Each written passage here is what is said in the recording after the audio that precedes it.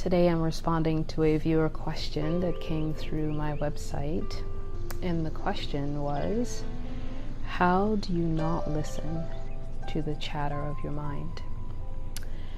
I want to preface that by adding a couple of things, and then I'll go into my own experience. In 2016, I went out with a guy who was a transcendental meditation teacher. And he did transcendental meditation 4 hours a day for 30 plus years. And he still does it. And he is positively affecting the lives of many people through his teaching of transcendental meditation. It's his calling, it's his joy, it's his passion. And while it may not resonate for me, it is a perfect path for others for whom it does resonate. So meditation may very well be your path to experiencing less mental chatter.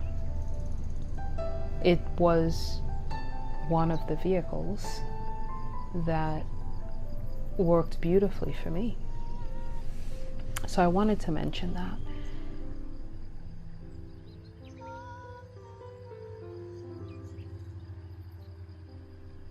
And I'll go into answering the question now in terms of how do you not listen to the mental chatter?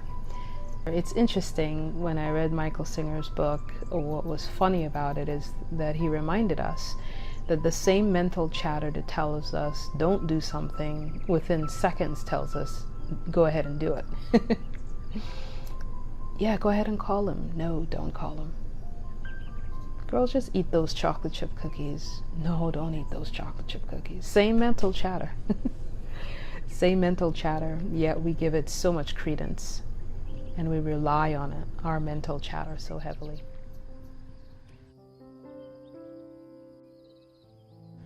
So,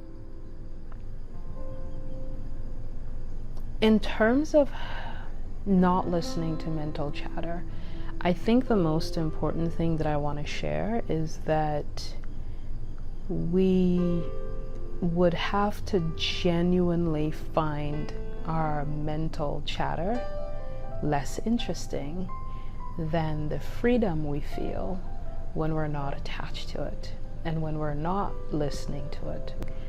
We have to genuinely find the mental chatter less interesting than our state of peace, our state of joy, and our freedom. A few other things that arise for me when mental chatter arises, as it does for every human being, because that's kind of what the mind does. One of the things I contemplate is the mind is just doing what the mind does, ceaselessly generating thoughts. It doesn't mean that I have to pay attention to all of them. It's just what the mind does. Also, it's important for us to remember that we are not our thoughts. I can't remember where I heard the analogy, but the analogy is, I am the sky and the thoughts are just the clouds that are passing by. So that's a beautiful reminder as well.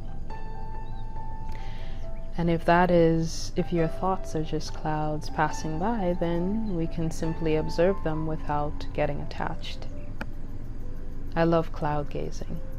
And when the clouds are passing by, I don't feel anything but the shape of that one is really interesting.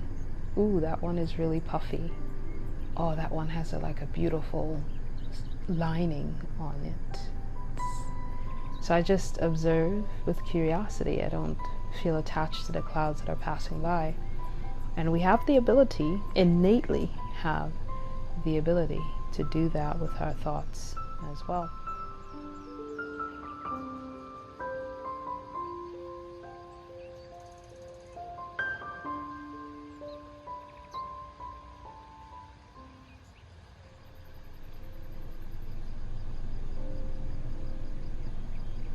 Because of my deep dive into near-death experiences back in the day, I almost readily have the thought, will this even matter when I'm dead? Why am I so consumed by this? Is this really relevant to my life? And it's easy for me to have what I refer to as an afterlife perspective. And it causes things to seem pretty meaningless at times. Not always. Sometimes my overactive mind is doing its thing, but I'm able to tap into that awareness as well.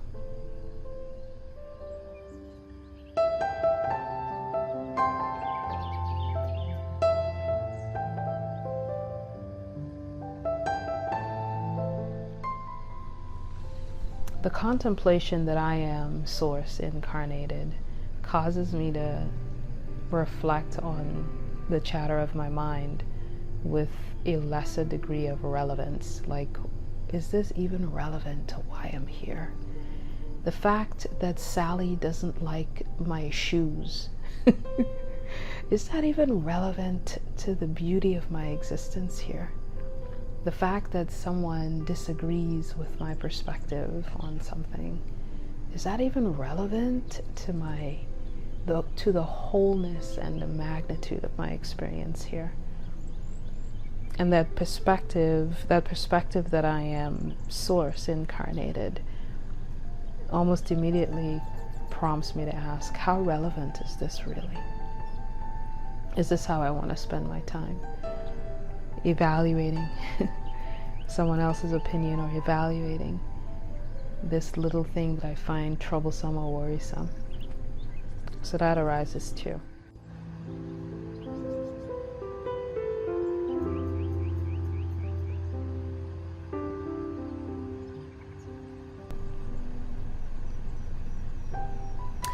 I also allow the thoughts to float on by, and I perceive them as simply fleeting.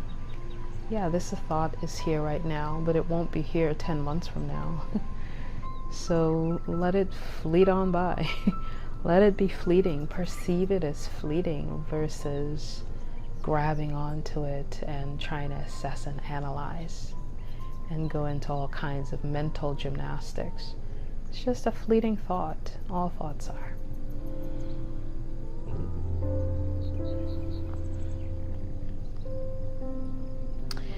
Perhaps one of the most powerful things is to just simply let them be there and not resist them in any way, and just observe without any attachment to them arising. I'll end on this note. No matter what is arising, no matter what you're experiencing, no matter how you're perceiving or how you're experiencing, you are loved. You are appreciated. You are divine. You are fine. All is well. It's all good. As things arise in your life, even the chatter of your mind, just use it as your spiritual practice. Ooh, look at what's arising now. I wonder what juicy expansion I'll experience as a result of this. It doesn't matter what happens in our lives or what the experience is, really. What matters more is how we choose to respond to them. We can respond in a way that expands us, and we can respond in a way that is contracting. Either way is fine. It just allows us to have one experience or another. And the choosing is entirely up to us.